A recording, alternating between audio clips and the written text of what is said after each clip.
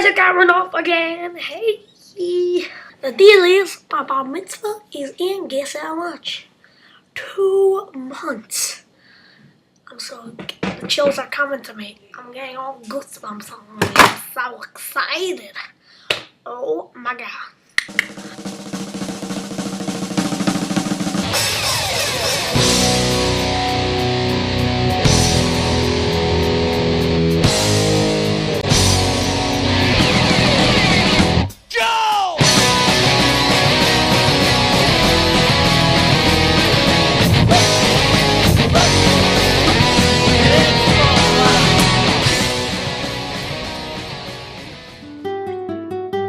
He is special. He has a huge heart. He's a great kid. Isaac is a friend to all, an old friend. I could just see him. He's very loved by everybody. All his friends love him. It's just Isaac's personality lights up the room. Isaac is definitely the funniest kid in town. I mean, bar none. He is one of the funniest kids I know. We have great times together. Isaac Aronoff is one of a kind. He's actually could be the funniest kid you can ever meet. I love him more than anything in the world, but every day with him is like this.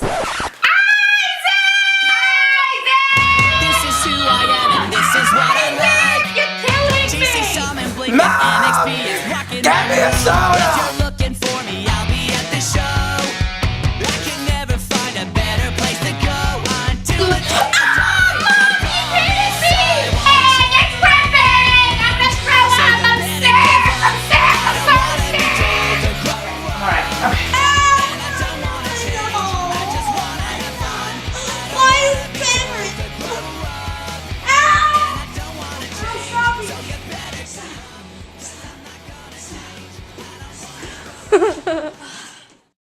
We got lots of Isaac Aronoff stories because Isaac Aronoff is part of our house. He's another Tigran, right? He's not a Tigran. He's not a Tigran. He's really messy. When he was little, he was constantly spilling on himself and spilling on the floor. But we didn't mind. He was a lot of fun anyway.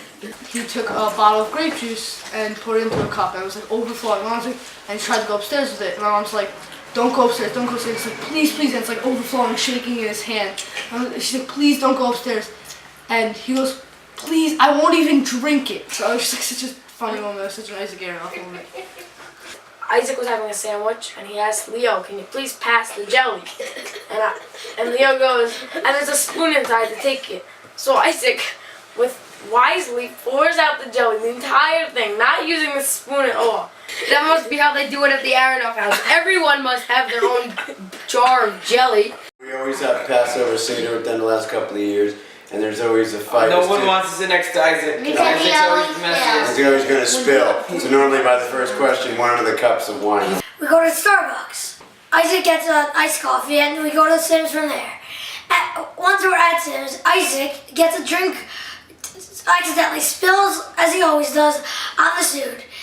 And of course, it gets dirty, but we don't tell the people, so I don't think they've figured it out yet. What a typical... Man, I smell myself. What a typical Mom, Isaac thing to do. put it in the laundry. What a typical Isaac thing to do. I spilled it again, Mom. Isaac breaks everything, but he doesn't mean to.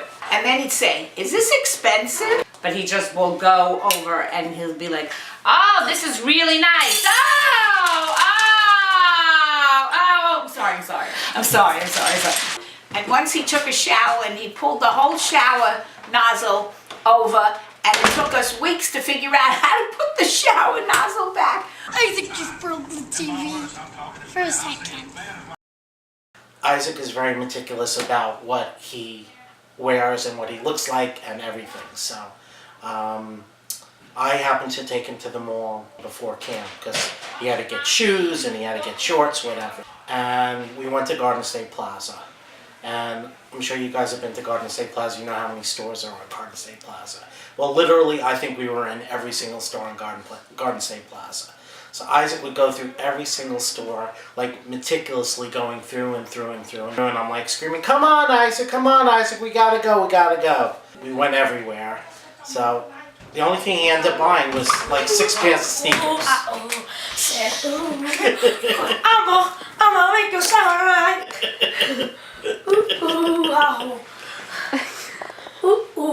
It's all about the outfit with Isaac.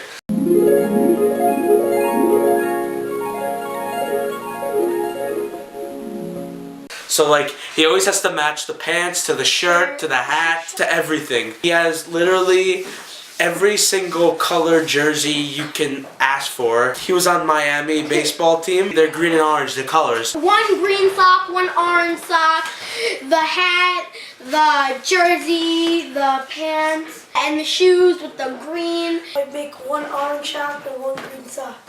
I once with my friend we traded. He had an orange sock and I had a green sock, so we traded socks. Hope Bar Mitzvah's gonna hear it. Really? Yeah. Oh no, I'm talking about his underwear. So one of my memories of the first year that I went to Camp Lovey was that when I made it to the Wayne County basketball team. So what Isaac did was every time that we had a game, like a basketball game, Isaac would wear his special smiley face underwear. And you know what? He said it was his good luck underwear, and actually we never lost a game that year. So I have to say it was because of the smiley face underwear that Isaac wore every game day. That's a real How wild about time. the first summer you were in La Vie? In our first year of camp, it was 6 in the morning and we were playing hockey in our bunk. But the one thing the counselor said, don't wake up then. And Isaac could not buckle his helmet. So Isaac was the goalie. So Isaac's trying to do his helmet, he can't do it. So he went to our counselor, Gideon. His helmet on in front of the counselor, and they're fast asleep, and they open their eyes and they see Isaac with the hockey helmet. Woke him up and asked him to buckle his helmet. Gideon said to him, "No, what are you doing? Why did you wake me up?" And Isaac said, "I'm sorry, can you please buckle my helmet?" And he said, "No, I'm just trying to sleep." And he said, "Why are you being so mean to me? Why do you hate me?" And Gideon said, "I don't hate you." And he said, "Why don't you love me? My mom gives you such good tips." One time when Isaac slept over, in the middle of the night, all of a sudden, comes in my room and, Fran! I jump up and I thought it was one of my kids, but of course it was Isaac. And he says, "What time is it?" I was in complete shock. I'm like, "Isaac, it's 2 in the morning. Can you please go back to sleep?" And he goes, "Okay, Fran," and walks out of my room. My favorite story about Isaac is he was about 7 or 8 years old, and he was having a sleepover with my son, Will, and about 2, 3 o'clock in the morning, I'm a pretty light sleeper. I'm sleeping very heavily, actually, for the first time in a long time, and I hear a and I, of course, jump, turn around, and I see Isaac Aronoff standing about 3 inches away from my face, and I say, "Isaac, what's wrong?" Thinking he doesn't feel well, he wants to go home, etc. And he says to me, "I can't sleep." I said, "What do you want me to do about this?" He said, "Can I come into bed with you and Jill?" To which I said, "I don't think that's such a good idea." He says, "So what should I do?" And I said, "Isaac, just try and go back to your room and sleep." He said, "Can I wake up William?" And I said, "If you need to wake up William, you can wake up William." And I guess he went back to sleep because he didn't come back into our room. One of my favorite Isaac stories. One Friday night, Isaac came for dinner with Noah and Jake. The boys all knew my mom Challah did bake. We ate chicken soup and had a fun time. Everything was great, we were all feeling fine. We decided a sleepover was a good thing. We went up to my pad where I lived like a king. We talked and cracked up well into the night. When we finally fell asleep, Isaac was feeling some fright. Suddenly I heard some pitter-patter into my room. Not really a pitter-patter, more like a boom. It was Isaac, much to my surprise. Debbie didn't hear anything, didn't open her eyes. Isaac said, "I want to go home." But Isaac, it's Shabbat, and we can't use the phone. It doesn't matter. Please cross me to the outside of Sherwood. I really would appreciate it if you would. So on went my shoes, and over to the Aronoffs we did go. It was 2 a.m., but I couldn't say no. For half an hour on the door we did knock, but the Aronoffs were busy dreaming about the next party for our block. So back to 178 Sherwood we went. I finally woke up Debbie because I needed to vent. The moral of the story is, even a sleepover on your own block can go awry, but Isaac, you are always welcome to give it a try. We always have soda, sugar cereal, and chocolate milk, your favorite drink. Just when you're done, would you mind putting your glass away in the sink? Isaac, we love you. You are part of our family tree, or am I part of your family tree? How can that be? You and your family are special. You are all one of a kind. Better neighbors and friends we could never find.